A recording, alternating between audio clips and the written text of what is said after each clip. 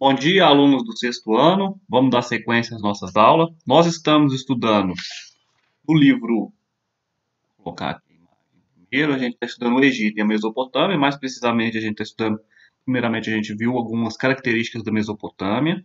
E o que nós estamos estudando nesse primeiro momento, né? Nós já caracterizamos um pouco de como se dividia a Mesopotâmia e o fundamento dessa aula é para a gente entender um pouco de onde surgem as primeiras civilizações, né? Da primeira forma como os seres humanos vão começar a viver em sociedade.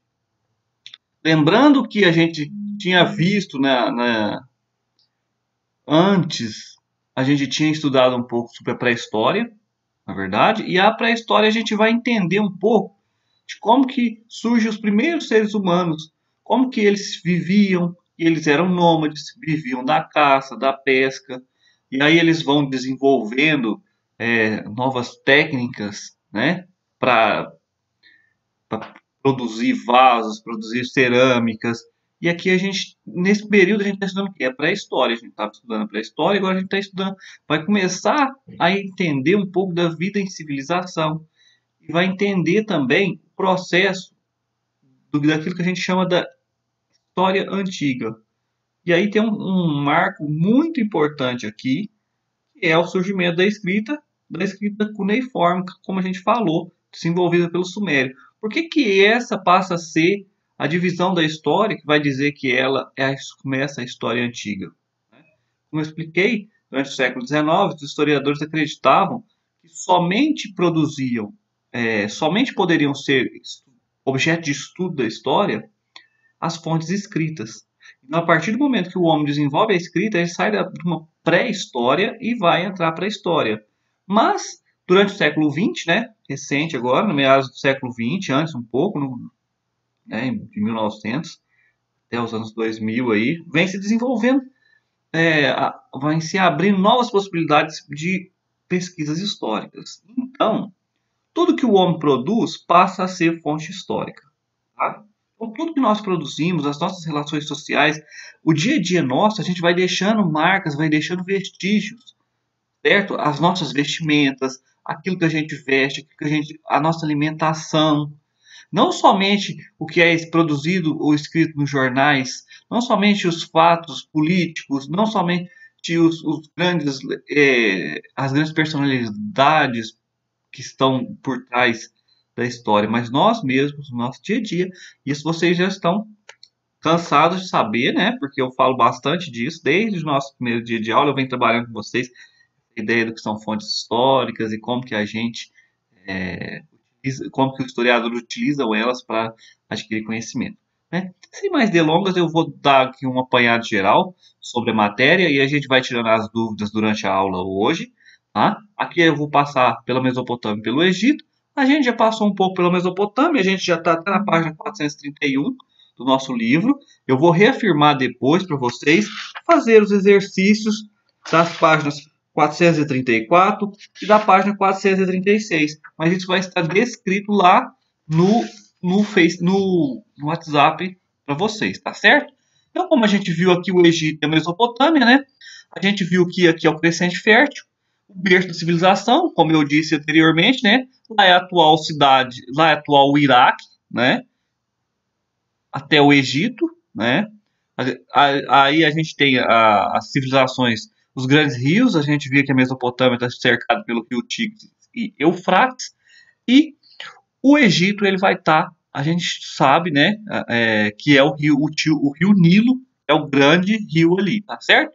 Egito e Mesopotâmia, eles são impérios teocráticos, e o que é teocrático, né? O líder, ou é um deus, ou o próprio representante de Deus, né? Aproveitamento das cheias dos rios, civilizações fluviais. Então eles vão utilizar ali os rios, as cheias dos rios para desenvolver a agricultura. Então a agricultura vai ser de grande importância para esses povos, tá certo? O modo de produção asiático, o estado é dono da terra, né? População, a gente vai ter grandes obras públicas e produção em geral sob forma de servidão coletiva, né? As pessoas elas servem ao Estado, né? Obrigações básicas, pagamento de impostos, né? Tem serviço militar e a produção recursos agrícolas distribuídos pelo Estado. Então, aqui é só algumas características gerais, né? Agora a Mesopotâmia a gente já estudou que ela significa terra entre rios.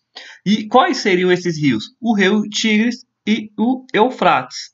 Atual Iraque, né? Sucessão de vários povos, a gente estudou os sumérios, os assírios, tá? Os babilônios. Então a gente já até marcou aqui alguns povos, né? Os principais povos estão ali, né? Sumérios, babilônios e assírios, tá certo?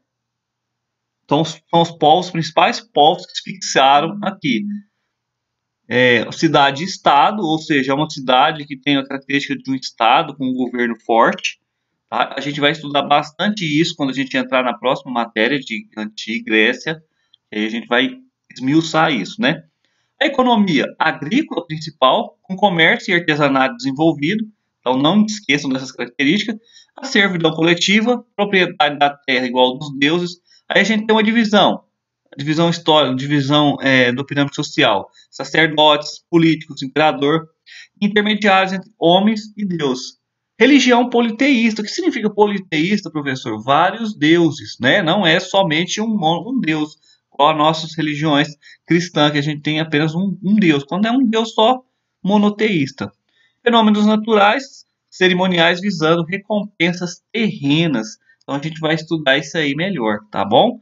Aqui a gente tem a cultura, identificação de movimentos de planeta, previsão de eclipses, diferenciação entre planeta e estrela, domínio da multiplicação, divisão, raiz quadrada, raiz cúbica, divisão da circunferência em 360 graus, divisão do ano em 12 meses, semana em 7 dias e dias em 12 horas. Tá vendo? A gente já tem aqui uma produção, uma vasta produção de conhecimentos e até mesmo uma divisão, né, muito parecida com a nossa. O que vai diferenciar aí é o dia, dias e dias com 12 horas, né? A gente tem a gente tem grande parte, né, daquilo que a gente já conhece, tá? Aqui esse surgimento desse desenvolvimento de conhecimento nesse período, né? Maiores contribuições. Aí surge a escrita cuneiforme, que eu sempre falei, e ela vai servir para quê?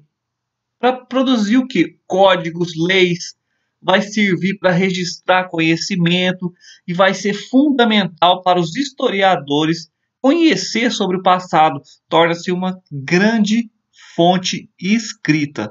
Aí agora a gente vai o Egito Antigo. Eu vou passar um apanhado geral. Quero que vocês leiam no capítulo de vocês aí. Aqui é só um apanhado geral, né? O Egito Antigo está entre o rio Nilo, as defesas naturais, deserto, mar Mediterrâneo, mar Vermelho. Ele vai ter uma longevidade, porque vão ter poucas invasões.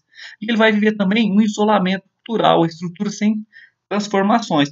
Aqui em seguida, a gente tem um pouco da pirâmide social. Logo lá em cima a gente tem faraós, sacerdotes, nobres, escribas, guerreiros. E aí a gente vai ter toda essa divisão aí, a gente vai estudar ela mais pra frente, né? Religião também politeísta, vários deuses. Antroposomórfica. O que significa isso, professor?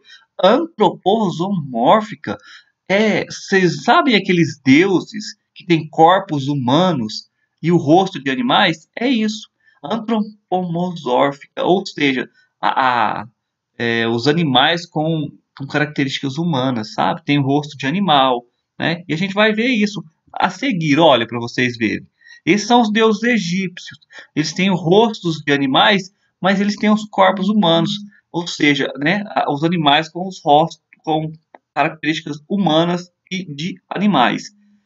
Pessoal, falando da cultura, eles vão ter desenvolvimento do conhecimento da medicina, anatomia, técnicas de mumificação, calendário solar com um ano dividido em 12 meses de 30 dias, arquitetura grandiosa, especializando em obras hidráulicas e religiosas, pintura sem utilização de perspectiva e escrita de 3 tipos: hieróglifa, hierática, demótica. E nós vamos estudar isso, tá?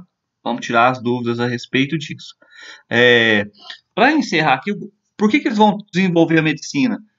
Eles se desenvolvem o processo de mumificação. A partir do processo de mumificação, eles vão estar conhecendo o corpo humano, vão ter muito contato com os órgãos internos dos corpos humanos. Eu já falei isso em aulas anteriores, mas é sempre bom lembrar isso, tá certo?